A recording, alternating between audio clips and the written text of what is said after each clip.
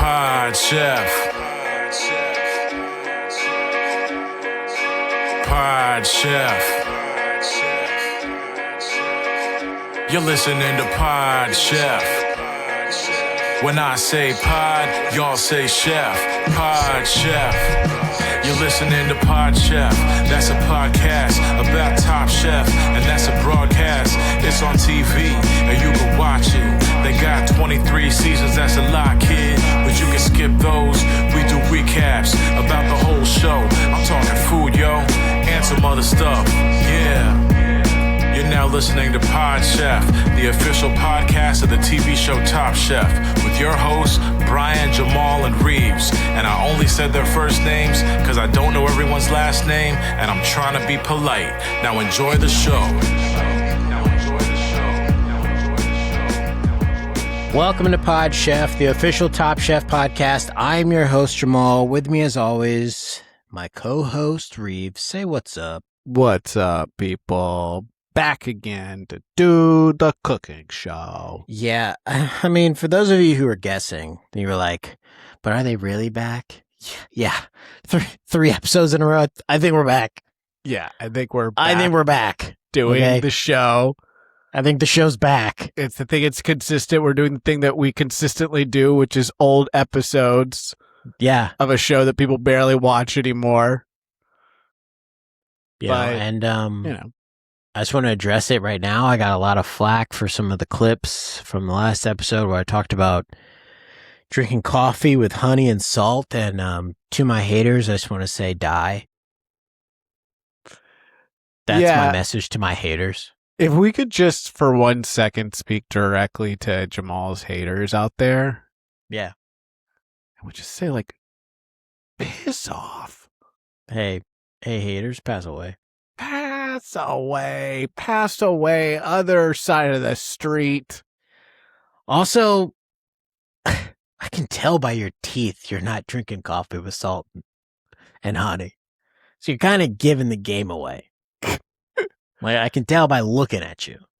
Now, I don't want to, dig into your trauma. Sure you do.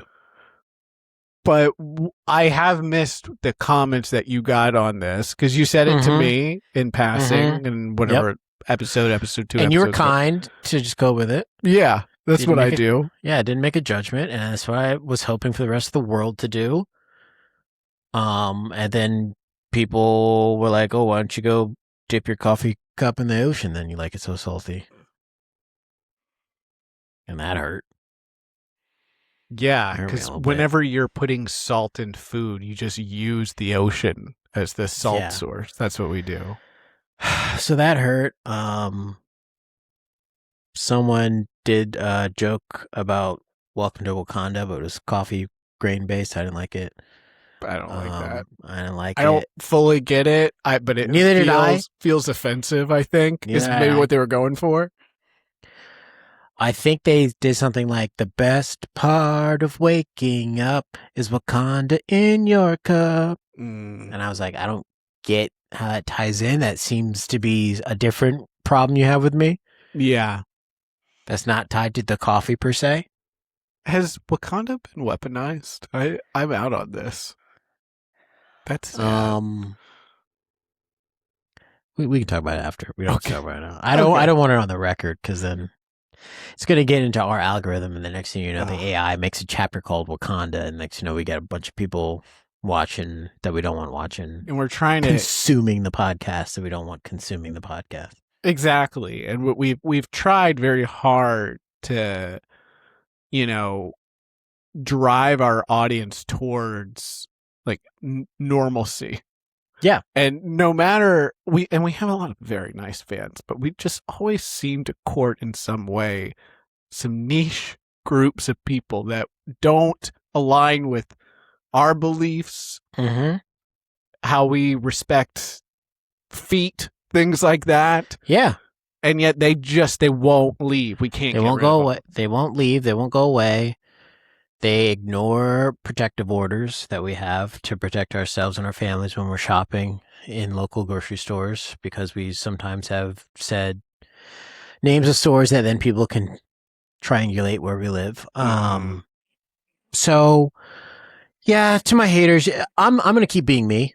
That's what I find to be the Good. thing that bothers the haters the most is when you just keep being you. So I'm going to keep being me. Mhm. And I'm going to keep drinking my coffee the way I like my coffee. And you drink your coffee the way you like your coffee. Okay? Maybe they'll give you an award for it. Speaking of awards.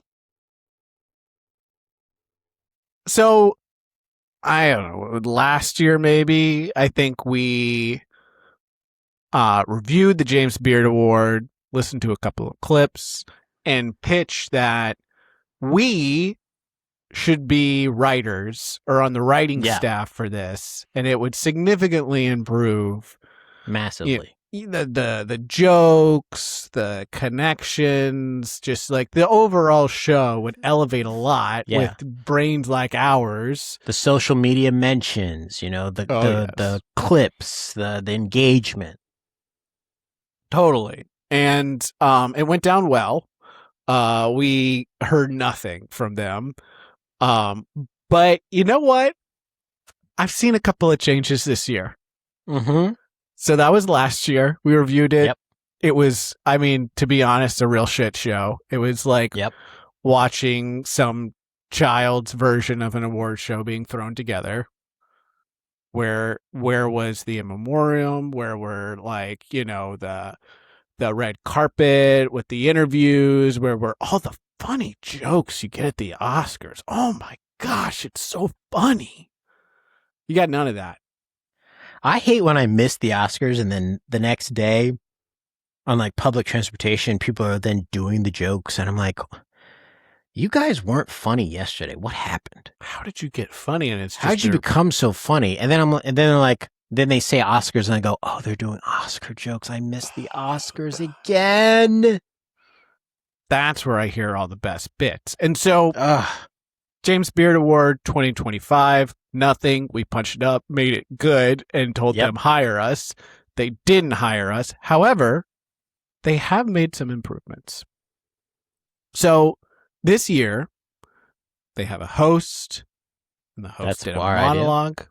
That's our idea. This is our ideas. And who is the host this year?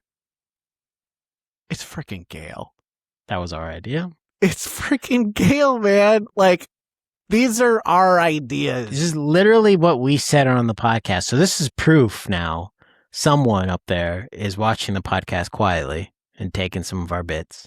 We know you're out some of there. our ideas. It's okay. This is why we can't get in the writer's room anymore because they blocked us out after they took all of our good ideas. Yeah.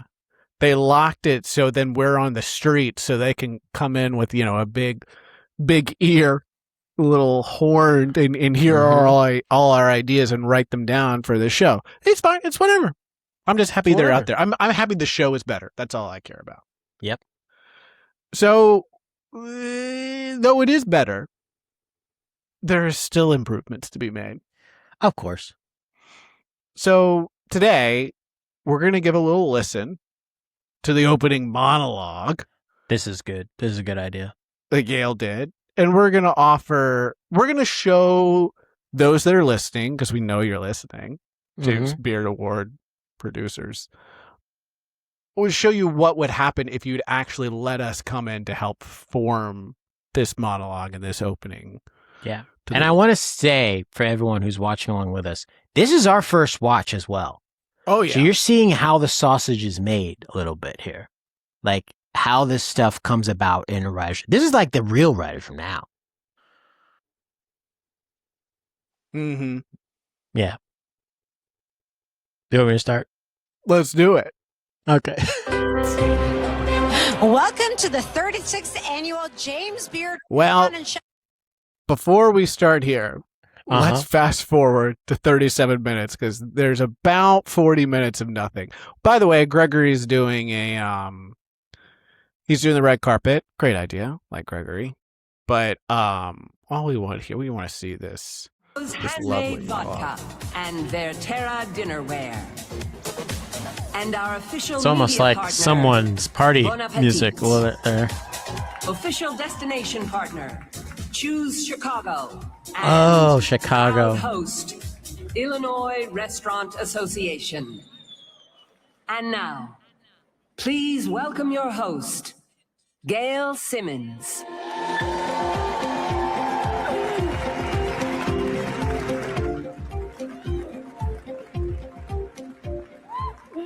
Wow, it is a great looking room.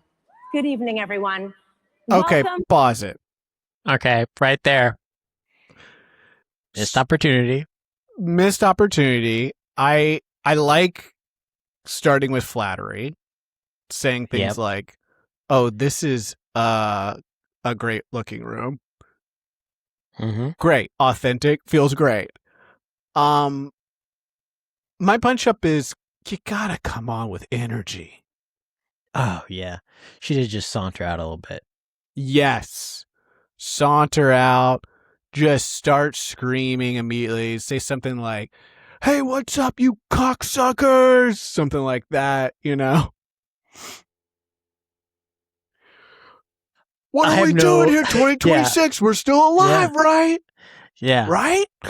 Because that gets the audience like, oh, this is going to be not like last year's James Beard Awards. Okay. Yeah. Okay. Okay. I am ready to have fun. I'm ready to laugh. And what is she going to say next? Yeah. So I agree with you. That's the energy we need. She did just come out kind of like almost like at a dinner party. This isn't a dinner party, right? Mhm. No, It's an award show. it's an award So show now. let's have a party. All right, let's keep going. Welcome to this year's James Beard Restaurant and Chef Awards. Tonight, we are celebrating the 40th anniversary of the James Beard Foundation. And it also happens to be, I swear I'm still 16, but the 20th anniversary of Top Chef. Let me stop right there. Yeah. I swear I'm still 16. Not sure why we chose that number. Of all the ages you could be for the room full of people. It is. Yeah. If we're going to pick a number, I say start at 18. start at 18 or go really young. Oh yeah, so I swear I'm 7. Yeah. I swear I'm still 6 months old. Yeah. Swear I'm a little star still in the sky, waiting to be born. I'm still in the womb, but this is the 25th anniversary of such and such, right? So Can I tell you what I think happened here? I think she reversed it. I think it's the 20th anniversary of Top Chef. I swear I'm still 16 is that kind of sequences the joke. I think she just flipped it. I kind of feel like she should have been like, it's the 20th anniversary of James Beard Awards, or as I call it, 2 marriage cycles. I don't know, something like that. Yeah. Keep going on that train of you starting us off by saying, "Hey, motherfuckers, I'm here." Well, I think it's exactly. I'm here. Yeah. And I think you start with that of like, and I don't know Gail's marriage history. I think she's been happily married for a long time, but this audience doesn't know that. Yeah, but she's doing a character right now. Exactly. This is not actual Gail. This is like hosting an award show Gail. She can say whatever the hell she wants. Yeah, it's the 20th anniversary of Top Chef, but for me, it's the 20th anniversary of my 5th divorce. Yeah, Pause and for that's laughter. Pause for laughter. Long pause. Put long pause for laughter. Yes. Because it's going to crush. And people are like, wait a minute, she's not divorced. And then that, again, getting the social media mentions going, getting people talking. Well, what does she mean by this joke? Have people talk about that for weeks after the show's over. Mm-hmm. I know, it's wild. Was not on the bingo card, as they say. I can still remember my very first James Beard Awards in the year 2000. I was there as Jeffrey Steingarten's assistant and his +1 from Vogue magazine as he was inducted into the who's who of food and beverage. And now, 26 years later, I am so honored. Mm-hmm. I think she starts in 2000. Yep. And then she fast forwards to 26 years later. Gives us no meat in between. I think you just need a little bit of meat in between. Maybe after the 2000 comment, you say something like, "Oh, and then a year later, 9/11 happened," and then you fast forward, and you can mention Benghazi after that if you want to do that, Mm-hmm. and then you go to 26 years later. Talk about Muammar Gaddafi if you want. Mm-hmm. Just hit the things that people Hit in the opinion were highlights, like, yeah. yes, we remember. Oh, I'm following along the timeline now, Mhm. right? And mention COVID. How do you not mention COVID? Oh during my that. gosh. Some It's point in all time. people want to bring up all the time in entertainment. It's not like it's something that's whitewashed from history that they never want to speak about. We went from chef hats to chef masks, and that was during COVID. Oh, right? yeah. Hold for long pause. To be hosting the ceremony tonight.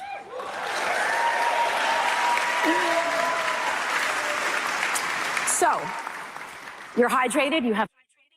I want to say something about this. So this was not our idea. We did not say, can we get 3 versions of Gail up here? The real Gail, 2 podiums, and then 2 backdrops that are also showing the same thing, which should have been more spaced out. I feel like you have one of these James Beard Award projections in the middle, and then you have another one off to the left of the stage. Yes. To change the picture. I don't think you put both of them back there. I think if you're going to have the split, and what Jamal is referring to for those not watching on TV, is Gail is in the center of the stage. There's 2 very large screens behind her projecting the same image of her on stage, along with 2 podiums on either side. And then there's a space straight in the middle on for her to come out. Yes.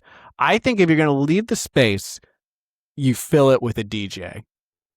Yes. And he can start hitting some audio drops, things like that.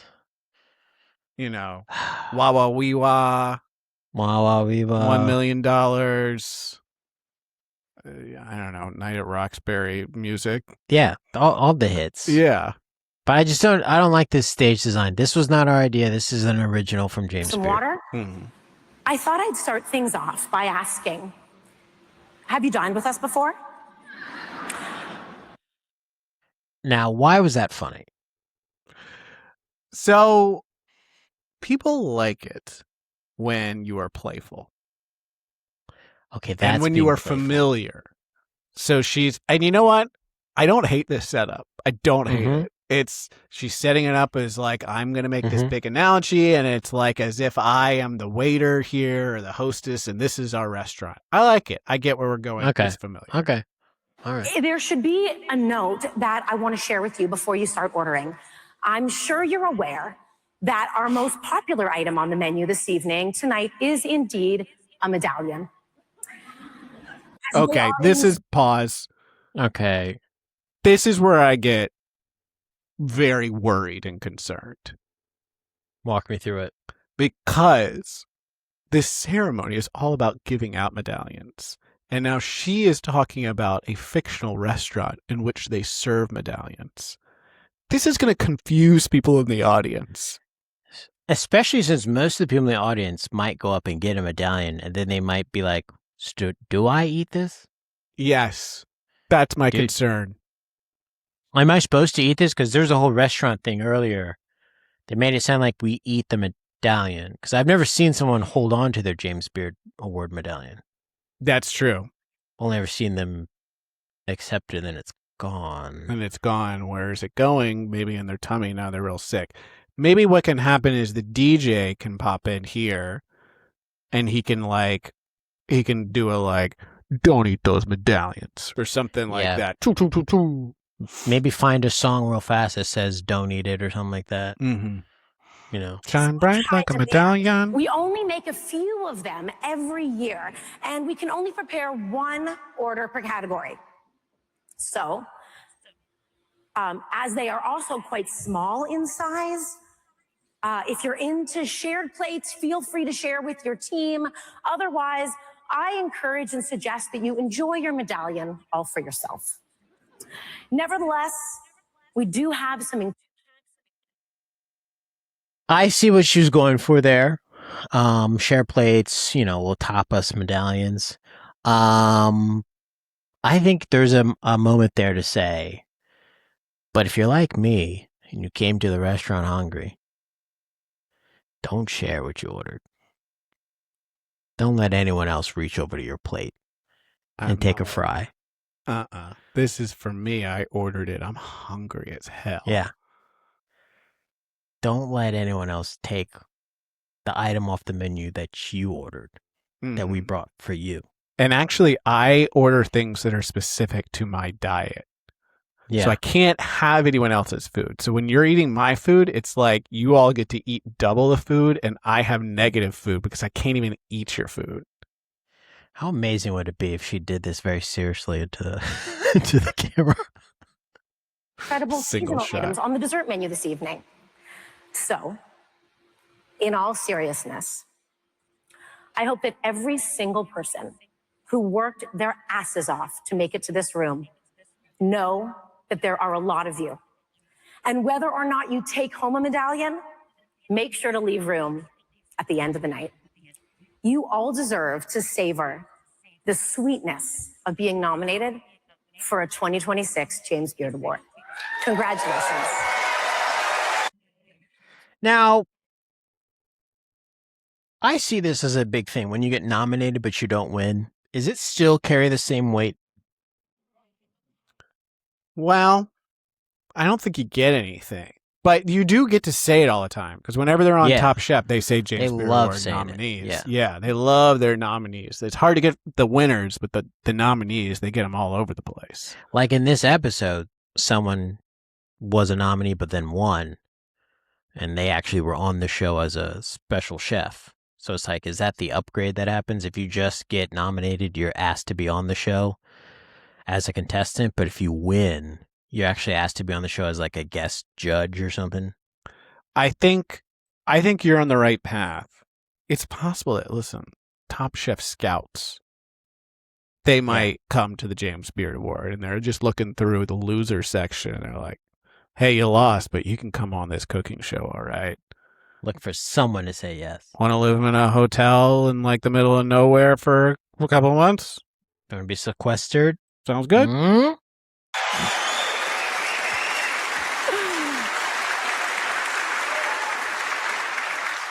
Now, as when do we start roasting people in the audience? Okay, this is what I was going to get to. Because this is what my instinct. If I came out here, I'm saying, put the house lights up. They don't get to hide. 100%. That's how I'm starting. I'm saying, put the house lights up for a second. I want to see which one of these so-called chefs are here tonight. Who actually accepted the invite? Oh, Mario Batali's here. Hey, thank you. Talk to you. We talk through lawyers. You know, that's a good bit. Yeah. Right? That's a good thing, right? Where's she was like, just like, she can make some reference and she'd be like, talk about like Wolfgang Puck's restaurant. She's like, yeah, where's Wolfgang? Is he here? She's like looking out. She's like, where is he? Where is he? There he is. There he you is. are. And he's shaking Can't his hide head from like, me. oh Yeah. no, I can't. She's got me. With his new teeth. Yeah, with his Just new shaking his his dentures head. fall out. Maybe that's something there. I can see you, Wolfgang, those shiny ass teeth, Yeah. right? You're getting people like kind of uncomfortable. Like, oh no, the Roastmeister showed up. Get long. I thought I was just here to be patted on the back for my cooking. No, we're gonna take the piss out of you now. Yeah, this is where you start digging in on all the chefs that people already know that are kind of low hanging fruit. Yeah. Now we say this now, right? And we're saying this as an idea and it's out there in the world. And we saw what happened last year. We said that they should have an award show with a monologue. And now we're saying next year that you should roast. If in 2027 they have a comic come out and start roasting, it is proof that someone at Bravo or James Beard or whatever is watching this and taking our ideas. Yeah. It's proof. I think like Gail is, let's give Gail some credit here. She is good enough that I think she could do it. Like she truly could pull it off. So it's you just need like couple 3 geniuses who love Top Chef to come in. Yeah. I mean, we can knock out a couple of jokes about some chefs in like a day. Before lunch, you got your thing written. Tom couldn't make it. His scarf was hungry. It's scarfing down food. Get it? Yes. See? Everyone laughs. Everyone loves that shit. Hilarious. The bar's low already. Heck yeah. See, this is where icons are made. Back in 1991, a few relative unknowns won their first awards. Chefs like Wolfgang Puck, Nancy Silverton, Emeril Lagasse and Rick Bayless.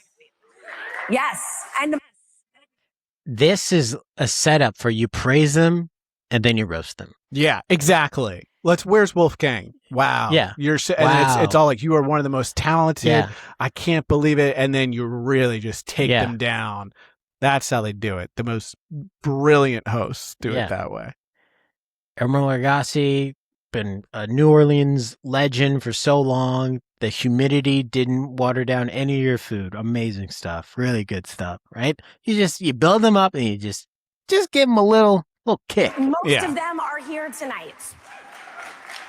Since then, the James Beard Award-winning chefs have become household names. Chefs like That was Grant the opening. Achatz, David Chang, Masha Mabeli. Okay. Classic bit for the Oscars. You start talking about the great actors that are there, and then you name someone who's not a great actor at the end. Yes. It's such this is the part where you just end this on everyone knows this person's not a great chef. Mm-hmm. Yes. Let's see if she does it. Marcus Samuelsson, Bobby Flay, and Chicago's own Stephanie Izard. Nope. Went full serious. I mean, Full I think serious. maybe cut down the number of people. You do 2 or 3 tops, and then you end with and Brett, My daughter, from season 11. Yeah. Of Top Chef.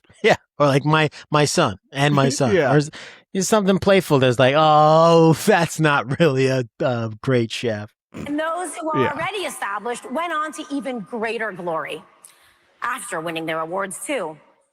Dominique Crenn won Best New Chef West in 2018, and now she is the first woman in the U.S. with 3 Michelin stars.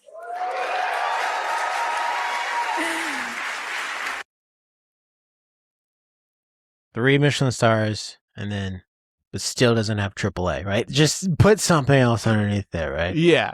And the DJ, don't eat those stars. and then it does something like Yeah. I first met Kwame Onwuachi on Top Chef, a young buck, and he won Rising Star in 2019. His restaurant, Tatiana, was in 2023 named the New York Times #1 restaurant in New York. Not bad.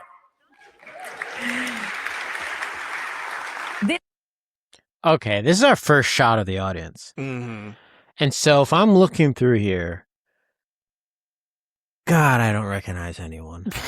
I'm not picking up anyone's face. You don't need to reinvent the wheel here. Yeah. Do what the Oscars does. Put your stars in the front. Yeah. Put your sound editing engineers all the way in the back. We do not want to look at them. Yes, they're Andrew talented. Zimmerman, I can't tell. Oh yeah. Who cares what that genius looks like? Let's put Timothy Chalamet in the front row next to Daniel Everyday Lewis. We know what these people are.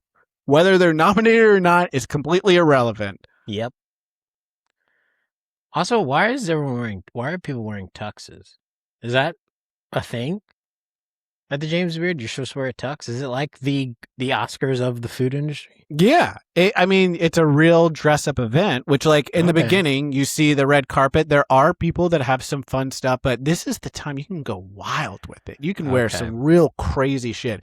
Who is the Lady Gaga that's going to show up in a bunch of meat? And isn't that appropriate? Yeah. That would actually be too appropriate for this setting. This all leads to the question, who are the icons who will be anointed tonight? Well, there's only one way to find out. Let's start the show. Okay. Pause. So this is fine. Obviously, we punched up a lot. We made it an actual monologue versus whatever this was. God bless you, Gail. You did great, but you didn't have the support that you needed. Nope. I think what this needs at the very end is something to really set up the show, right? It's a show. It's not just some fucking jerk off. We're going to give people a bunch of medallions that they're going to choke on later, okay? You think a musical number? And I can set it up perfectly. So she goes, all right, let's start the show. And then everyone claps. And then out comes Kermit the Frog. And Kermit says, Gail, we got a problem. She's like, so-and-so, I don't know, someone can't show up. Like, someone's not here. Like, I don't know, Emerald's not here. We can't start the show without Emerald.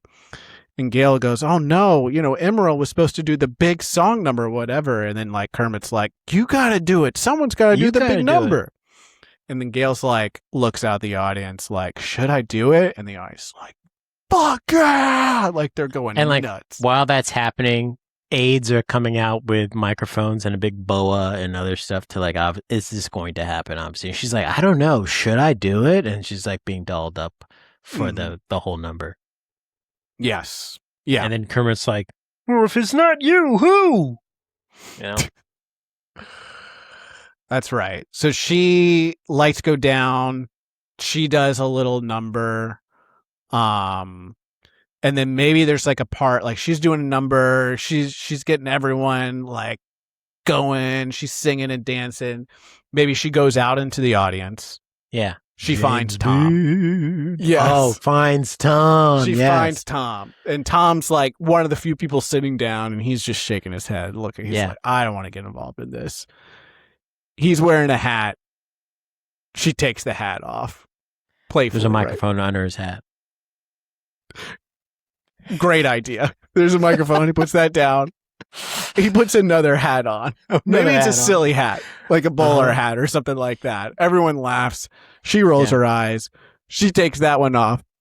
Then he puts on another hat. Maybe they just keep getting sillier and sillier. He puts on a hat that says Sue on it. Yeah. It just gets like sillier and weirder. Then maybe at some point he puts on like a MAGA hat or something like that. And then people boo. People boo. Goes, no, take that off. Take it off. Take it off. Gail's like, Tom, what are you doing? And then maybe like he kind of like looks at the camera and smiles. And then there's like tape on it. And he tears it off. And it says like, Tom was right about everything. Yeah. Or it says Make America Bake Again or something. I don't know. Yeah. Oh my gosh. I love that. Oh no. It says Make America Great Again, like cheese. Yes. Yeah. Yes. Everyone cheers. And then Tom, to your microphone point, looks at the camera. And then he's kind of like, what's his song? He's like, if you're Start spreading the news. Start spreading the news.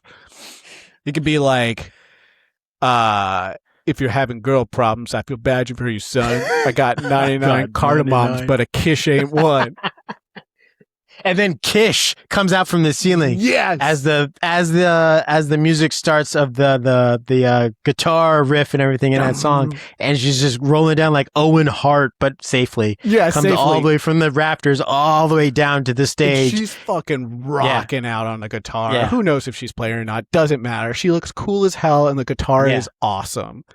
Move those two backdrops that just show the repeat of what's happening on stage to the side.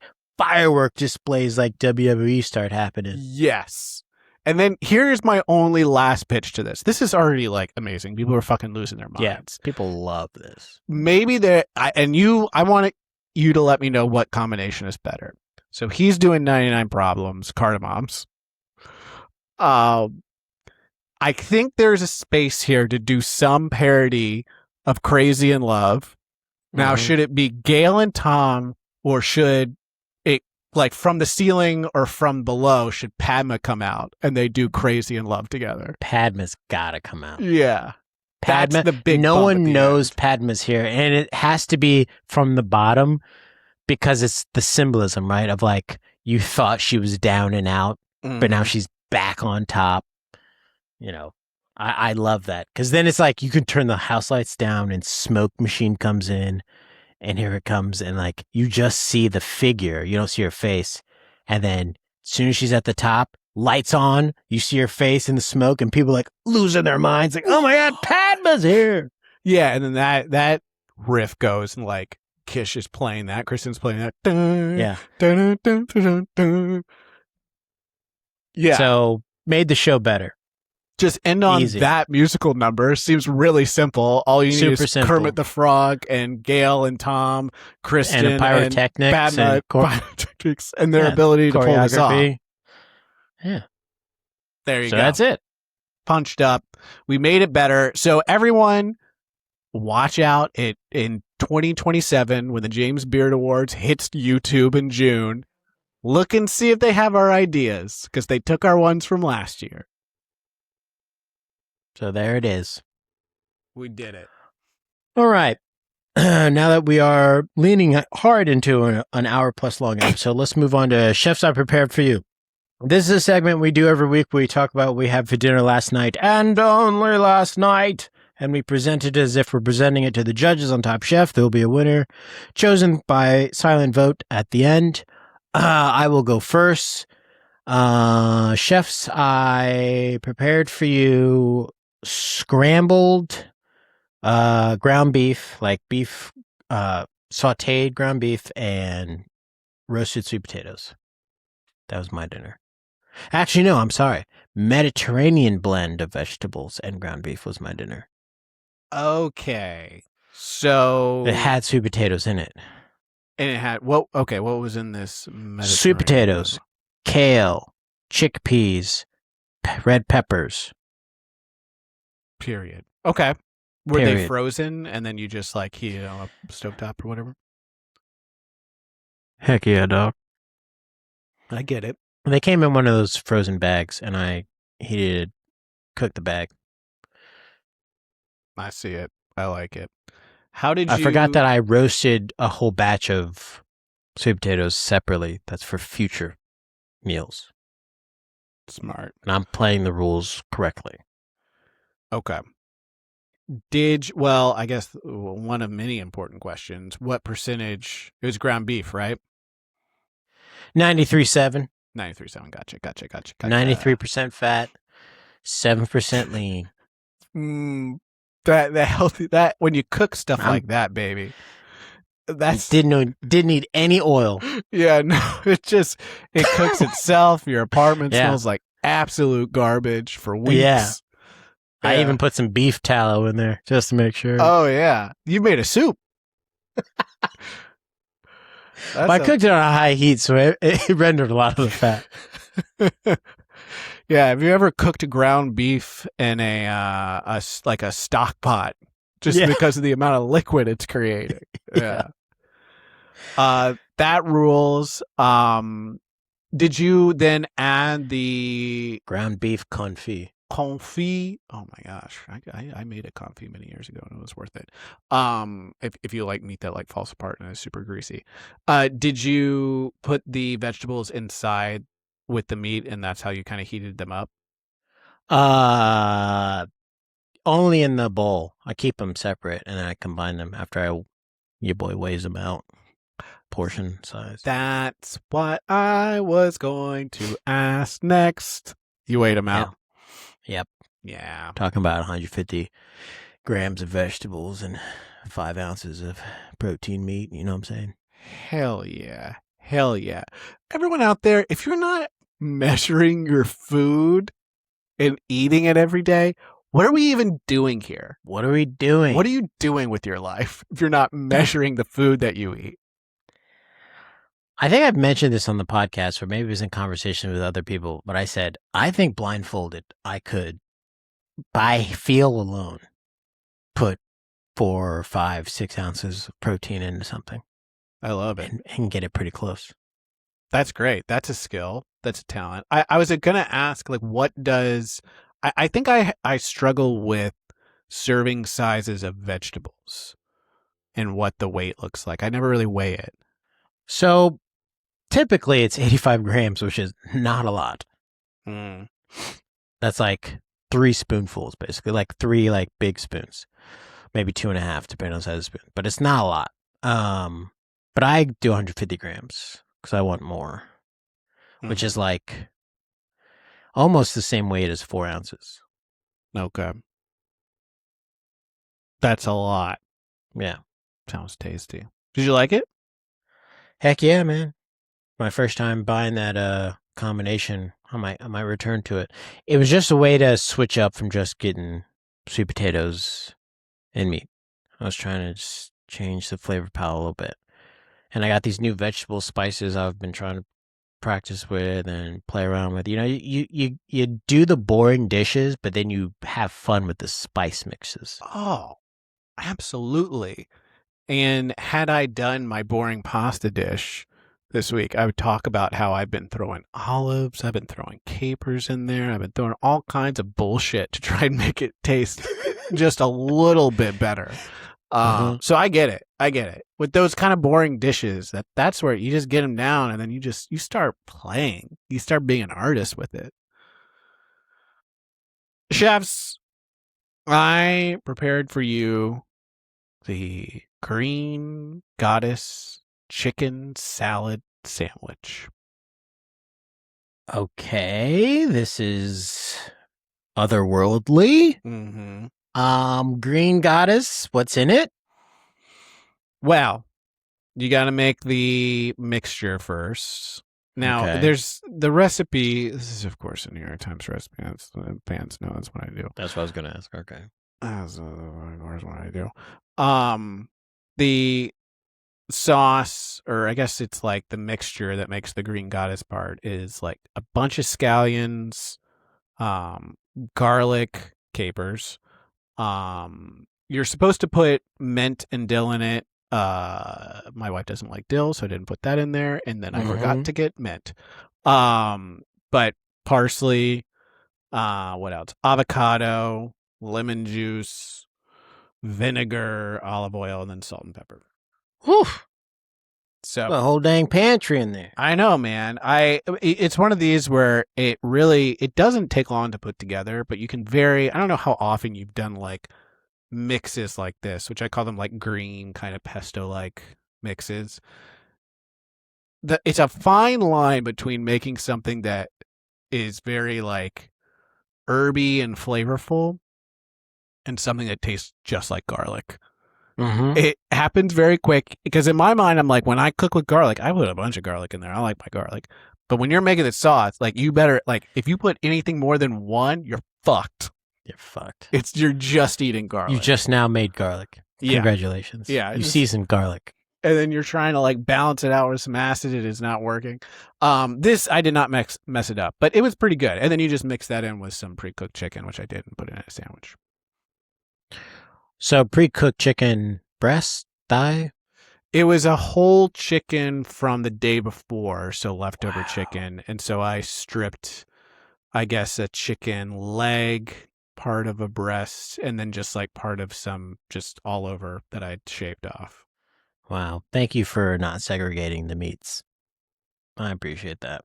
I put them all together. I think that makes a better sandwich when you can get some dark meat that's going to have a little bit more juiciness into it, and you got some of that white meat. Best of both worlds. It's the black and white cookie for poultry, which is everyone's favorite kind of cookie. Yeah, exactly. I like it too because it's like I'm a dark meat fan, but white. Okay, it's on the record now. But like mixing them together, I think you get the moist and you get the dry, and I think they balance each other out. You get a good bang for your buck. So it was good. This is your first time making this? Yeah, first time. It was so easy. So easy. Wow. Yeah. Did your sous chef partake? Absolutely not. But he ate the chick. Oh, he did help me make it. Oh, wait. Sous chef. The sous chef watched me. Okay. The restaurant manager? Manager managed me and did help. He did help put some stuff in there. Did a little bit of chopping, pulling things off the stems, and then didn't want to eat it. Was very interested in it. Smelled a lot of what was going on. And then he just ate plain chicken, which I was like, respect. Did what a restaurant manager does. Says, no, I don't eat my own supply. I don't eat this. I don't eat this. This is for you people. Yeah. I would never eat here. When I come here, I get my meal that I want. The chef makes me my meal. You guys eat what's on the menu. Yeah. Okay. It's a different situation. All right. Floor's closed. And now it's time to silently choose who will decide who is the winner. I have Bryan's vote that he mailed to me through DHL, and then DHL gave it over to UPS, and then UPS gave it to USPS. Okay. Reeves, you are number 1 on my screen. I am number 2. And then I will then tell you what Bryan's decision was. So again, you're number 1, I'm number 2. We will silently vote now.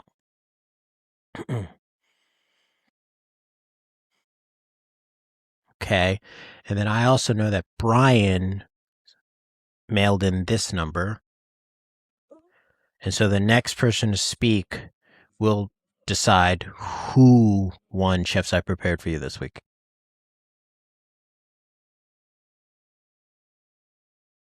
We are getting rid of mail-in voting. I got to go with Bryan. Yeah. I don't know what he had, but I'm going with whatever Bryan had. I think that's safe. And that makes sense because he's still in his commander's palace. We'll be right back after this. Pod Chef. Okay, Reeves. Season 11, Episode 3, Commander's Palace. Walk us through it. Oh, Let's this is do a it. double elimination episode? Can you believe it? This is a double E episode. They get rid of someone super early. So season 11, episode 3, this original air date is October 16th, 2013. So we open on the chefs debriefing Jason's elimination. Of course, Jason was surfer guy looking Jason. And Nick is like just absolutely crushed. He is so sad. He's just like looking at the ground. He's shaking his head. And then like Brett's like trying to diagnose and make sense out of it. He's like, it's not what you need right now. yeah. He's like, what I think happened was like, we didn't have a leader. He's like, no one was leading. And then like Nick perks up. He was like, you didn't taste his fucking dish. You didn't even taste his dish. You didn't taste anyone's dish. And he was like, yeah, I guess I didn't. I don't know. Like he went home. I don't know what to tell you. So you're getting a little bit of a taste of what Nick is about and what Nick is like. So next day, chefs wake up talking to their family. Brett is shadowboxing with dumbbells. Very dangerous. The chefs head to the Top Chef kitchen where they are met by Padma and Emerald and guest judge Dana Cohen. Hey, Dana, thanks for showing up. Thanks for coming. And we've seen her before, I'm pretty sure. I Yep. feel like I see her a lot and stuff. So she's been here before. She's a real hard ass. And just like this quickfire / elimination quickfire shows us, she's got a lot of pet peeves in the cooking world. And when she tells you flat out, one of them is kale salad, take that into account. Yeah. So Dana said, don't do a kale salad. But what if I did just like a little bit of a kale salad? Well, it's also, Dana said, don't do crispy kale or kale salad. And what if I do kind of both? Yeah. What if I like make the kale crispy and then I kind of shred it into a salad. Make it a salad, but it's just a little kale salad. It's tiny. It's so small. Super tiny kale It's salad. just a baby. It's baby kale. That's Brett. Brett had a really rough episode. He ate shit in the quickfire and didn't get eliminated, and then got his ass eliminated in the elimination challenge. So the elimination challenge here, which again, someone's going home. Sorry, it's a quickfire. Someone is going home in the quickfire. Feels like a double elimination challenge. Yeah. So in the Top Chef kitchen, they're challenged with creating a dish that reinvents a popular food trend that Dana hates, which are all things that I like. Things like putting eggs on stuff, kale, bacon, and smoked foods. She hates them. And like basically every chef is like, we like these things. Yeah. I also was listening to those and I was like, well, I think smoking's never going to go out of fashion. It's literally barbecue. And then eggs on things. I mean, I kind of like a little egg on a burger or a breakfast sandwich. Like, if you're doing deviled eggs on things, I'd be like, okay, this doesn't belong everywhere. This just can't go everywhere.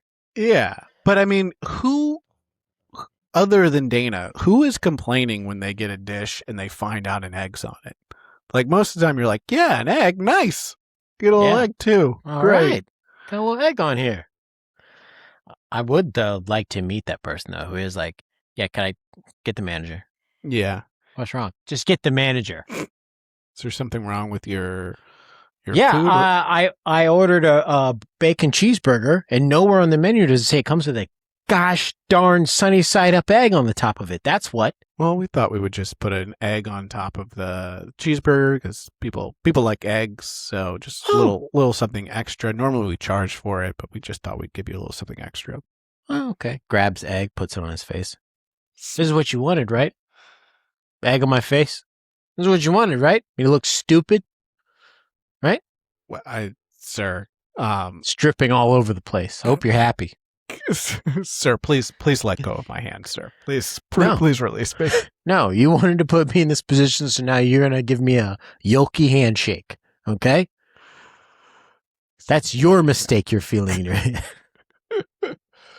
So that's what happened to Dana, I guess. Yeah, she wants to get rid of eggs now. Yeah, she hates eggs. We see a lot of people smoking. They're smoking out, bro. Michael's smoking like shit out of something, and then he goes, "Yeah, let me cover this up. Sorry, didn't think about that." Yeah, everyone's like eyes are watering. They're like, oh, it's like whoops. Stephanie, she's got bacon. She's making candied bacon, smart, and then she's making pasta. She's making a fucking full pasta in 30 minutes. Damn, dude. I mean, I think that's one of those skills that you've been doing pasta enough that you probably can crank out pasta in 30 minutes. I don't think I could do it. It would take me forever. It'd take me 30 minutes to roll out the dough. Well, like, yeah. And I mean, I thought that the dough should rest for at least, but I guess like if she made it really quick, I think you can rest it for 20 minutes and it's fine. I don't even think she's resting it. I think she's made it and cooked it. She just did it. Yeah. And I know when she comes back, and she goes very deep when she comes back to Top Chef in the All-Star season, I'm pretty sure she makes some pasta dishes and they like blow their minds. So she's a good pasta cook. There you go. So yeah, Aaron is doing a crispy kale with some mirin sauce, and he very quickly is like, "Oh, I overdressed this." He's like, and it's too salty. It's definitely too salty. The judges are definitely gonna know I fucked this up. You can kind of see it in his eyes, and it's like, what are you gonna do? You make the salad again? I don't know what you're gonna do, buddy.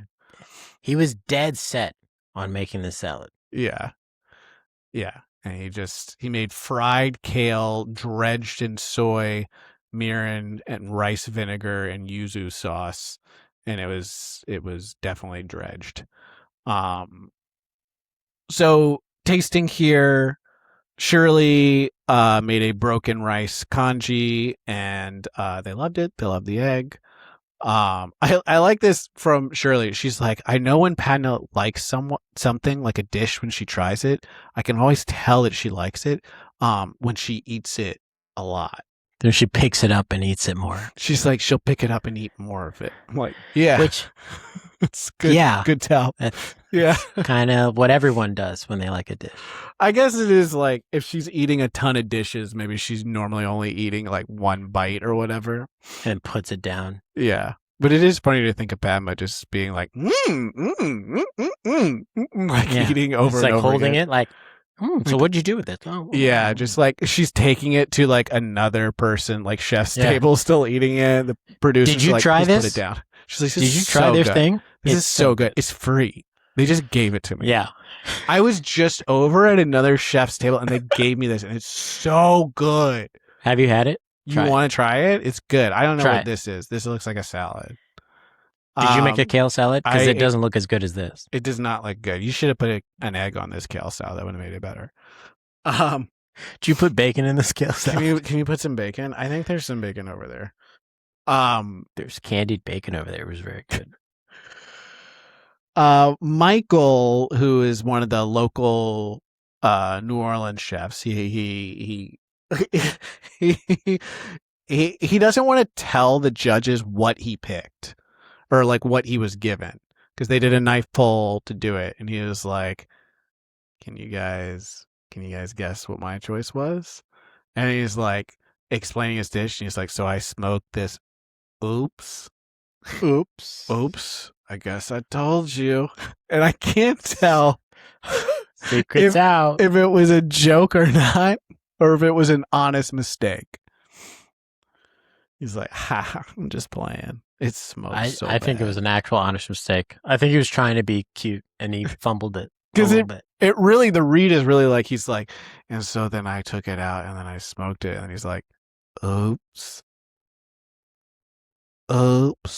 Make eye contact with me. Did I do that? You're supposed to guess it. No, I'm just playing. You want to eat that? It's good, right? You want to eat that? Hey, girl, you want to eat that? So judging here on top, Nina, she made like a little teeny tiny Scotch egg. It was like the size of a quarter. And there was a lot of flavor in just like the teeny tiny little egg. Shirley made that homey rice congee dish, which is like a masterpiece. And then Stephanie did the pasta, and they liked it. They're like, "I can't believe you did something so complex and made it work." In the end, Shirley wins. She's got immunity. She's happy about it. On the bottom, our friend Brett, and literally their critique is, "We told you not to do this and you did it. Why did you do that? We told you not to do it. Don't do it." And then you did it. Now you're on the bottom. And Brett's like, but it was just like a tiny bit of kale. It was like a little bit of a kale salad though. Okay. So did you like the taste of it? What was the challenge again? Got Seeger in his back pocket. What was the challenge again? Just walk me through it. I think at some point, maybe I'll do this when I'm like feeling like I'm an insane person and want to clip something, is a montage of funny audio clips. And that one from Seeger is up there for me. What was the challenge again? So angry. This is just so passive aggressive. Also, Aaron, because he just overdressed and salted his salad, and then Lewis, not enough smokiness on the trout. They were looking for it, they couldn't find it. And in the end, Aaron gets eliminated. And he's not getting a clip. Because when you get eliminated in the quickfire, you don't get a clip. No clip. You get a clip when you get eliminated in the elimination challenge. Yeah.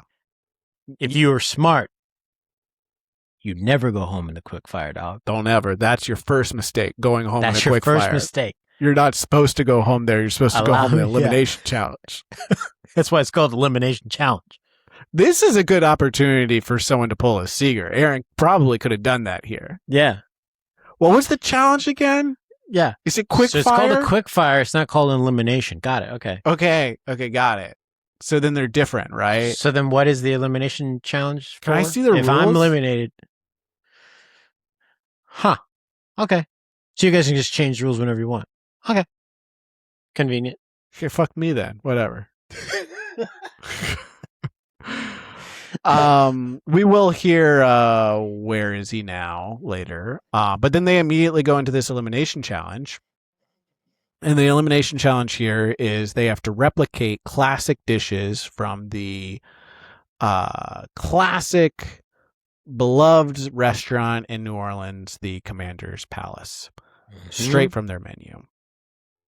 So established in 1893. Wow. It's been around for a long time. So long that when the judges go to eat during the elimination challenge, they are greeted by some women that said, previously men would come here to sleep with, I think, prostitutes. I think that's what they were saying. Hard to decipher that Southern communication. Always hard to follow. So the chefs head over to the restaurant to eat some of the dishes, and then they're assigned dishes based on groupings. So there's the dessert, the strawberry trio, the veal chop, and I'm going to try to pronounce this, chapatulas.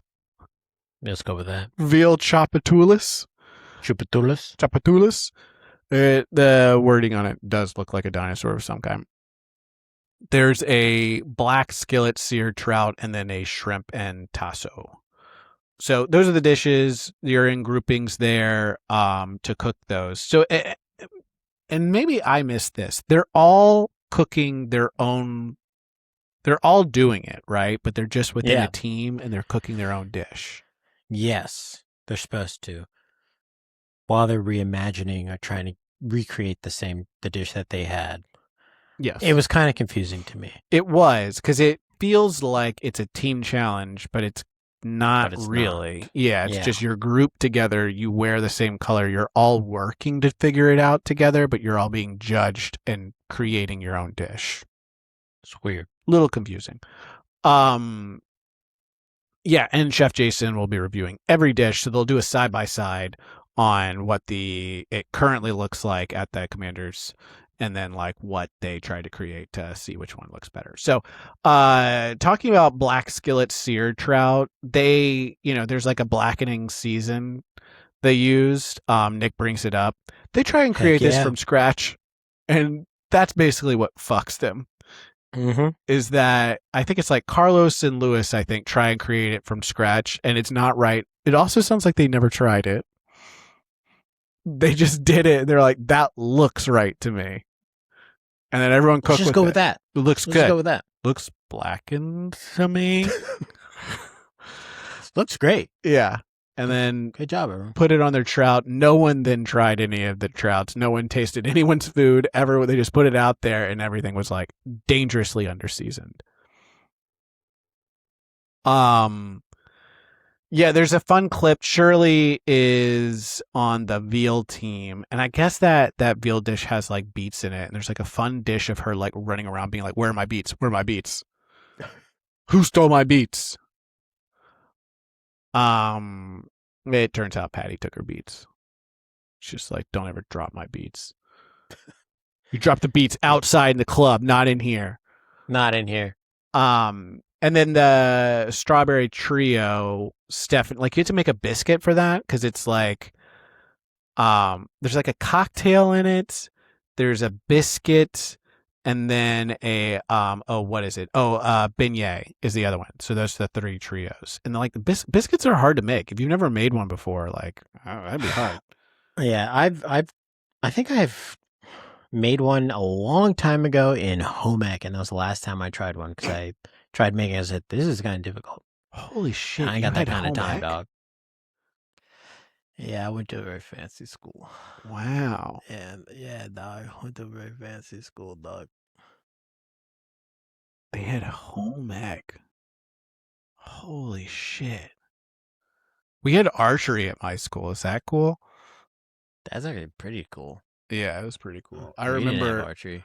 doing archery, and then our gym teacher stopping us and then said, "Everyone huddle around." And then he was like, 9/11 is happening. Essentially. Not to call back something we talked about earlier. Yeah. Put the bows down. Put the bows down. Hey guys. Hey group. Hey group. Circle up, yeah?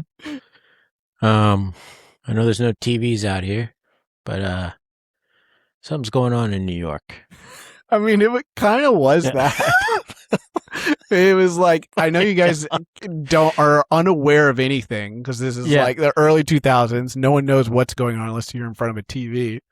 And it was like something's going on there. I'm like, but you guys still have to do archery. And so we're like, okay, I don't know what to do with that information. And then we all went home. Yeah. So, Stephanie's got to make the biscuit. It looks really hard. She says it might make her vomit. I like Stephanie. Stephanie's great TV. She's fun. One kind of interesting thing here, Nina, they're plating the shrimp dish, and Nina accidentally grabs Michael's plate instead of her plate to put the okra on it.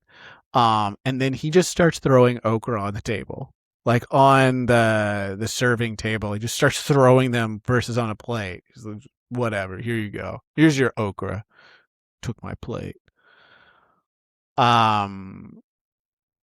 So, judging here, the trout, like we talked about, underseasoned. Janine did the best job with it, but everyone else did terrible. Also, we see Nick yell at Brett for being in the way during plating. He does a little "get the fuck out of the way." Yeah.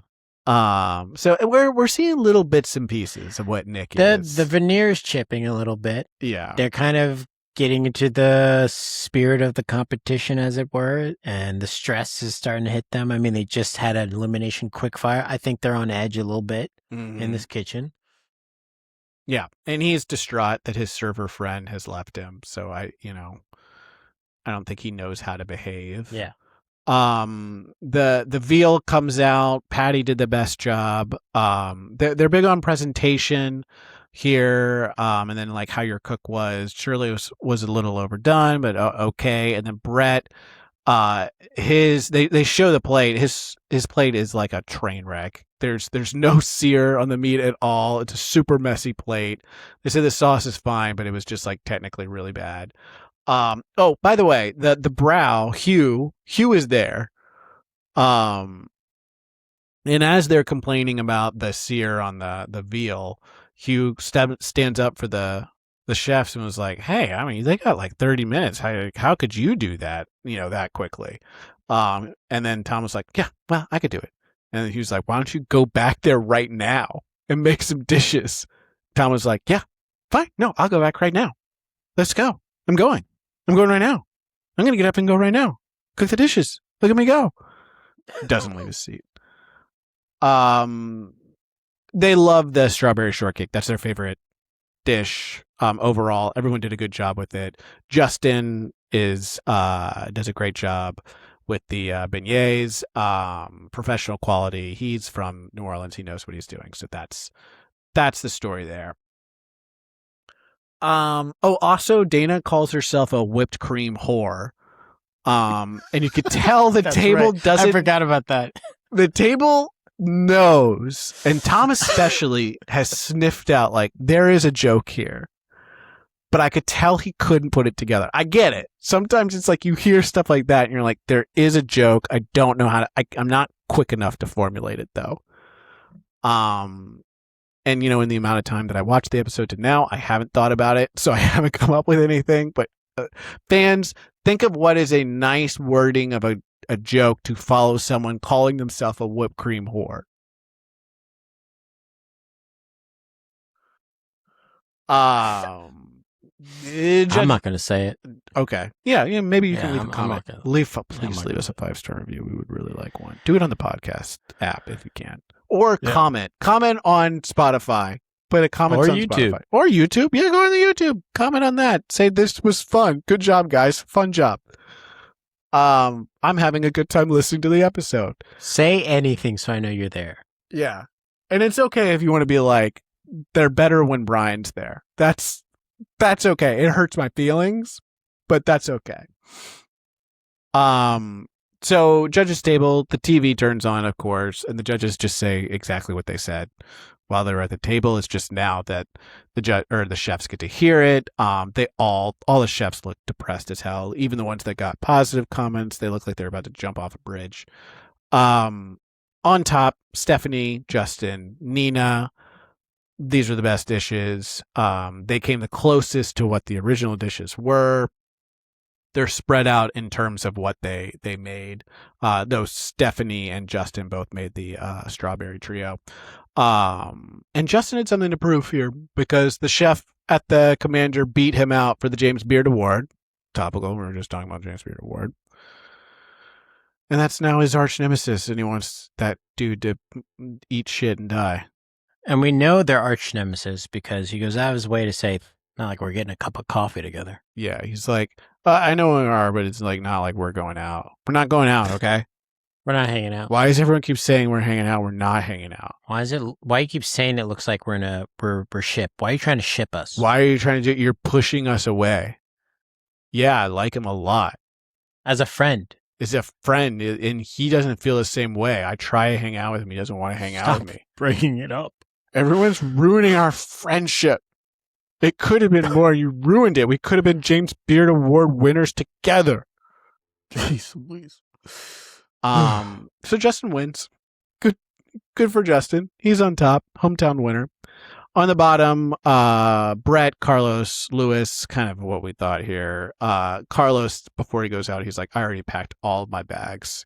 He said, I put all my belongings together. I shipped everything back home because I just knew today I was going to go home. Again, everything was underseasoned. Tom flips out about people not tasting their food before it goes out. That's a big pet peeve for him. It is weird that they did that.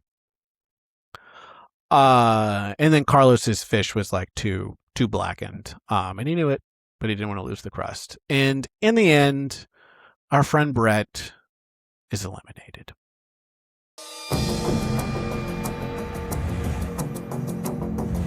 Gonna let it play. Chefs, today's challenge was to precisely recreate those classic, iconic Commander's Palace dishes. Each of the mistakes that you made were just sort of basic cooking mistakes that had really nothing to do with recreating those dishes. Lewis, you gave us a dish that was bland, the fish wasn't cooked correctly. Carlos, you compounded the problem by over-searing your dish and burning the spices. Brett, real issue was time management. Meat wasn't seared right and it was overcooked. Unfortunately, one of you are going home. Bottle?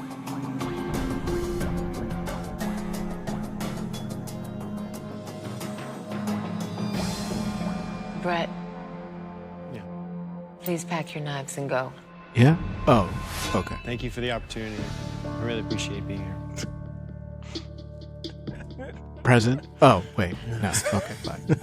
That was the right choice. There were too many mistakes on that. Huh? Poor time management. Yes, Padma? Oh, wait. Oh, okay. This- Yeah. No! See ya. Yeah, no, I'm fine. Honestly, I wasn't happy with it. They weren't Top Chef plates. And No, the it's decision cool. I made I shouldn't be exactly here. what it should be. You know, I accept. I'll it, head you out. know, so. Yeah. Thanks a You lot. guys are like way better. I got to see New Orleans. I got to eat at Commander's Palace, cook in the kitchen. I got to meet famous chefs. Am I disappointed with where I'm finishing? Of course. But at the same time, what I put on a plate, I didn't deserve to stay. And I understand that. See ya. At this particular moment, I'm between jobs and I don't know what's going to happen to me. Well, what happened to him, Reeves? That's pretty ominous, right? He sounds like he like owes some people some money back home. He's like, And that's why he went on the show, to win some money. God, I don't Pay know off some what's going to debts. happen to me when I get back home. They don't know where I am, but now when I go back home, they'll know where I am. They know where my house is. He kept giving people hugs like, hey, man, live life to its fullest, you know? Love your life. Love what you're doing. Really, just really hold on to every moment. Every moment's precious. You know what I'm saying? You know, you guys don't know how special this was. So I'll see y'all on the other side. What do you mean you'll see us on the other side? You guys got like $10, $15 spare? So where are they now? Brett, he recently posted on Twitter, Jets still making the playoffs, or are they just contenders? This was from I like this October guy. 2019. I like this guy.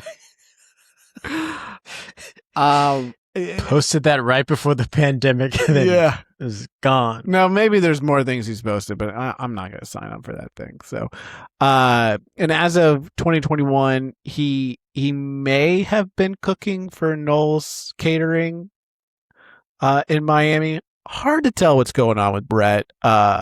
He does have an Instagram, or there's an Instagram with his name on it. I don't know if it's his or not. And the most recent video is a vertical kind of wrong-sided video of someone playing pickleball. So, you know, Perfect. big ups to Brett. Hopefully he paid off those loans that, you know, he didn't have the money for initially, and that's why he didn't want to go back home. Who knows what he's up to. And then Aaron, doing a little bit better, beat Bobby Flay back in 2019 again. Take that, Bobby. And he's the executive chef at Dearborn, which is a restaurant in Chicago. It's like an American tavern kind of thing. Seems pretty good. Tavern food, not bad. And his Instagram photo is of him. His profile photo is of him throwing a medicine ball against a wall with his shirt off. So he's discovered fitness. So, good for him. All right. Well, that about does it for season 11, episode 3, Commander's Palace. We're going to keep it rocking. I think next week Eddie Wang shows up. Let's pack our knives and go.